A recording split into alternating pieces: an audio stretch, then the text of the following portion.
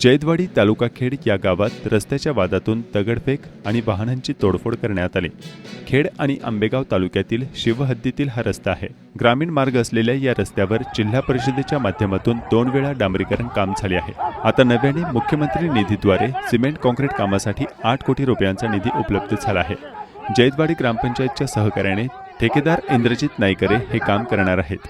माळेगाव हद्दीत मंगळवार दिनांक 29 रोजी काम सुरू असताना 50हून अधिक आदिवासी नागरिक आणि महिलांनी हा रस्ता आमच्या जमीन क्षेत्रातून जात आहे, त्यावर आपण काम करू नये असा पवित्रा घेतला होता। सरपंच शीतल जैत यांचे पती विकास जैत, उपसरपंच कैलास जैत, सदस्य बबन गावडे, विजय जैत, माजी सरपंच बाळासाहेब जैत यावेळी या ठिकाणी उपस्थित होते। ठेकेदाराने काम सुरू केल्यानंतर अडवणूक करणाऱ्या महिलांनी वाहनांवर दगडफेक केल्याचं सांगण्यात आलं।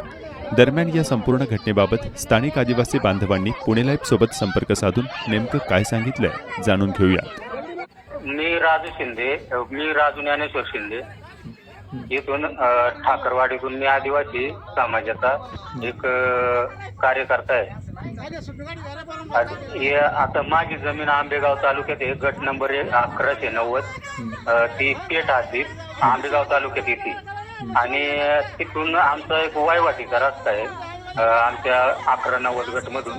आणि जैदवाडी सरपंचांचं आणि ग्रामस्थांचं त्यांचं म्हणणं आहे का तो रस्ता ग्रामीण मार्ग 20 असा आहे, राष्ट्रीय आपलं ग्रामीण मार्ग 20 तो आहे आणि त्याचं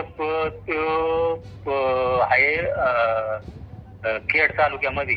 आता खेड तालुक्यात त्याच्यावर खंड पडलेलं आहे आणि नकाशा पण आम्ही पंचायत समितीवरून नकाशा आणला जिल्हा परिषदेमधून। ते नकाशावर ठीक आहे, तर तिकडे तो रस्ता होतोय, तुमची अडचण काय? तुम्हाला तो रस्ता का नाही होऊ द्यायचा? काय प्रकारे तुम्ही दगडफेक करताय असा आरोप होतोय तुमच्यावर? अहो दगडफेक म्हणजे साहेब आमचा एवढा अन्याय झालाय साहेब। इथून माग त्या दुसऱ्या रस्त्याला पण एवढा अन्याय झालाय तेव्हा आम्ही बसतो साहेब। आता एकदा रस्ता आता त्या रस्त्याबद्दल आमची खेडच्या प्रांतला केस चालू आहे। काय म्हणणं काय त्या रस्त्याबद्दल तुमची तक्रार काय आहे? का नाही होऊ द्यायचा? आता एकदा रस्ता झाला का साहेब ते तोडता येत नाही। ती जागा कुणाची? ती शासनाची जागा आहे का तुमची? तुमचा विरोध काय ते सांगा ना तुम्ही। हो, आता ती जमीन आमची आहे। ती पहिली मोजणी झाली, त्यांनी हद्द तिकडून कायम करायला आले होते पण त्यांनी नुसते टेपने मोजलं। आता आम्ही मोजणीसाठी अर्ज केलेले आहे, आता ते 2-3 दिवसात मोजणी करणार आहे। आता जमीन थोडी आमची 5-6 गुंठे खाली निघते प्रत्येक